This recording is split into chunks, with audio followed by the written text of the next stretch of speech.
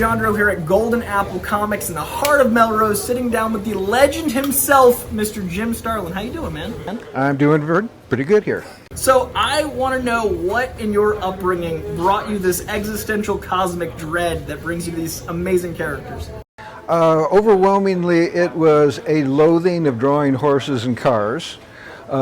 Spaceships are much easier, and so I went out into outer space as soon as I could, and I have stayed there because my first job up at Marvel was a 6-page love story involving Tom the truck driver, Wendy the waitress, and Dick the dude, involving too many cars, and never gone back there. So when you look back at that first story to where you landed now, obviously comics were essential, but did you ever see going to these leaps and bounds or comics go in this direction in general, like the medium of comic books? No, especially Thanos' rise to popularity. It never occurred to me that he would be anywhere in that pantheon of the movie stuff because he was so strange and esoteric and dark. I always expected it to be the Captain Americas and the Superman, and Batman would be the dark end of it, but it wasn't. He wasn't dark enough for us, I guess. So Thanos guy came in. When I started in the 70s, we were still doing flying saucers on strings that would wiggle across the screen. So what they can do now is just so amazing that I'm pleasantly surprised every time I go to the movies. In the 70s, Darth Vader was kind of the big bad of movies, but I'd argue this generation's Vader is Thanos. Seeing that happen, what's that experience to know that your brain gave us this generation's biggest villain? Well, I didn't expect that still, and so when the Infinity War came out, that weekend I went to a convention and then came back home and went in the backyard and did my leak out in the woods there that I usually do, and then walked back in and put on this episode of The Late Show with Colbert, and he immediately, at the start off in the monologue, did a Thanos joke. And I went, geez, this may not be the flash in the pan I've been expecting. Yeah. And it's been kind of surreal ever since.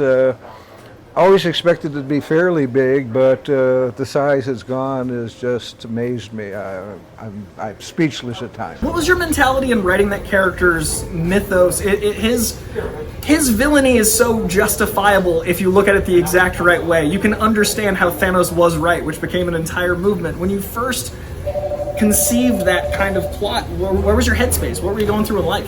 Well, the funny part about it is that they took that from, I think it's Silver Surfer 34, and that was all bullshit. It was Thanos conning the Silver Surfer. Yeah. And it went off that he really wanted to court Mistress Death instead. Yeah. But, it's there, and it was part of his mythos, but basically everybody's celebrating a bunch of bullshit that this guy laid out. The biggest con. Which is highly appropriate for Thanos. Yeah.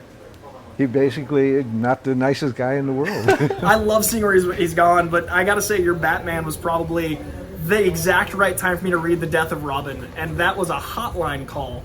Did you have another idea of how Robin might go if the hotline call went the other way? Well, we did 2 pages, and they used them later on in the Red Hood's origin. They didn't have my script any longer. They had lost that a long time ago, but they had the 2 pages that Jim Aparo had drawn, where he survives. To tell you the truth, I don't remember what I wrote or what it looked like, but I know we did have those. Yeah. But, that was... Yeah, it was all covered. I just can't imagine that big of a decision in modern comics being decided by votes, like a popular vote making that, like that's Robin, the death of Robin. It's such a moment in comic books. They didn't tell anybody in licensing either, and as a result, everyone was pissed off at me for having done the best-selling book they had that year. Yeah. Within 2 months, all my work up there dried out. To this day, it's still sold out. We couldn't get a copy of The Death of Robin today, so it's still one of the books. Send me royalties, but they did get rid of me because of that book. So it works long term, but short term. Now, seeing the medium of movies adapt your work, like you said, it's something you never imagined would come, and a medium difference in comics movies is always going to be a different flavor. What was it like seeing the Shang-Chi trailer, knowing that you invented that guy, but seeing it all these years later in different hands? You know, I've had the least amount of anxiety about that of any of the ones who have come out. Particularly Thanos, I had a, you know, like is it going to be Batman 1960s? But Shang-Chi, the people that they've brought on that I knew about, and they sounded like they were going in the right direction. It could have gone really dark and horrible. With the writer they brought in to do the script, he's done a lot of lighter stuff that will put a nicer edge onto it than what we had in the book. I mean, basically, he's an assassin. Hard to be a good guy when you're the assassin. You know, it doesn't work out too well in the comics or in movies. So taking a little bit of edge off that reality is a good idea. And Marvel's always been very good at putting that humor in that the DC movies have always lacked. I find they find the essential, like the core element of the character, and then they add the MCU around it, but they always find that heart. Is there anything you would do with Adam Warlock in Guardians of the Galaxy 3 with the heart we've already got with James Gunn? How would you see your Adam Warlock in that world? Well, I think they're probably going to start off with more of the Jack Kirby, Stan Lee, him. Oh, yeah? That seems to be the direction we've set, because the people who were reviving him, bringing him to life, were already pissed off at the Guardians. Right. So that's the same story that you would have with him character. And you could go off and develop it from there. All these things that they do in the Marvel Universe, you're talking about a decade of development. Yeah. What they did with Iron Man and his story arc. You know, Warlock can start off one place, be someplace else entirely within 5 years. And likewise with Silver Surfer, I feel like these really broad ideas are harder ones to land in a 2-hour window. Would you like to see a Silver Surfer in your world in a Disney Plus show or a movie? Like, how do you see that character working out best?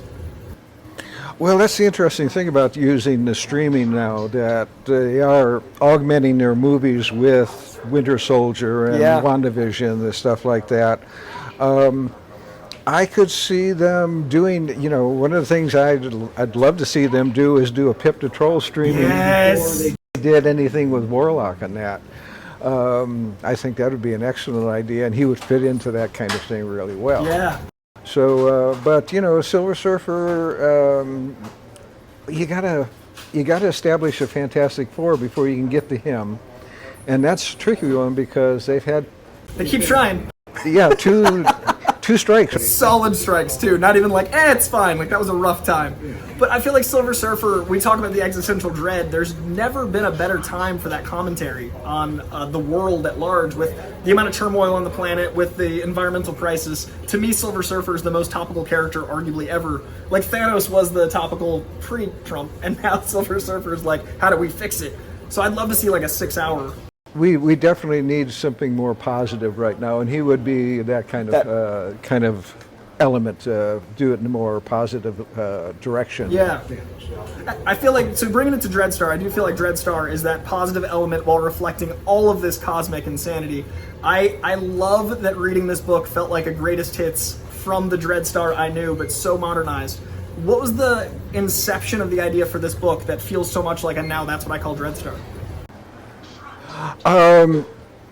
Basically, I wanted to bring him back from this long hiatus. It started off with what would these guys be doing 25 years later, because I wanted to bring the chronology in with what we had in real life. Yeah.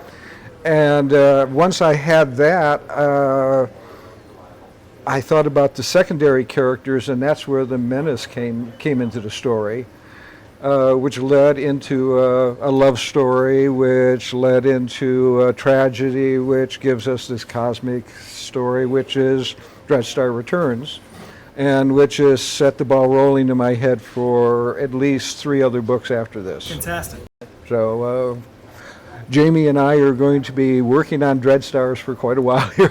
Yeah, before I bring Jamie on, I was wondering if there's anyone, we've also got Jamie Jameson, the inker of Dreadstar, who I cannot wait to get her perspective, because some of these inks, some of the flavor of this book, you just have to open it and hold it. It's magic. Is there any other book that you worked on you'd like to revisit now with more of your life behind you, more perspective on life, more evolution in who Jim Starlin is? Is there any character you'd love to revisit with these new eyes? No, I don't go back. There's nothing I want to go back and rework. Other people have asked me that, and it's always the next story I want to do. And with this, I didn't think I was going to have any more stories. I thought I was strictly a writer because about 4 years ago, I don't know if you can see it or not, but I blew a big hole in my hand in a compressed air accident. Oh, man. I couldn't draw for about 3 years. And, I never made a big deal out of it, but this was really something that hurt. Yeah. And along the way, I was always constantly squeezing this rubber ball and doing these other exercises. But I didn't figure drawing was going to be in the works. And my manager, Spencer Beck, who gets me to these conventions to go to and that, he said this young woman that I had met before was begging for this copy of a drawing of Dr. Doom. And I said, well, I don't draw anymore. And he said, well, just give her a little sketch in that. Yeah. So after one convention, I sat down and it actually worked. All that squeezing and that, I was able to get a fairly good drawing out of it. Yeah.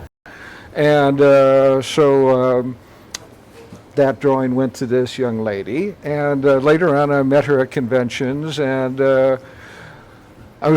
thought, well, I'll do some more sketches for the conventions. That's a nice, easy job. It doesn't take much work. And it turned out she was an inker. She was inking for Keith Giffen. And so I asked her to ink these sketches, and I went, oh, this is pretty good. And so when it came down to doing the book, I needed an inker, so I went to this same young lady and said, how would you like to actually start working full-time professionally at this? Yeah.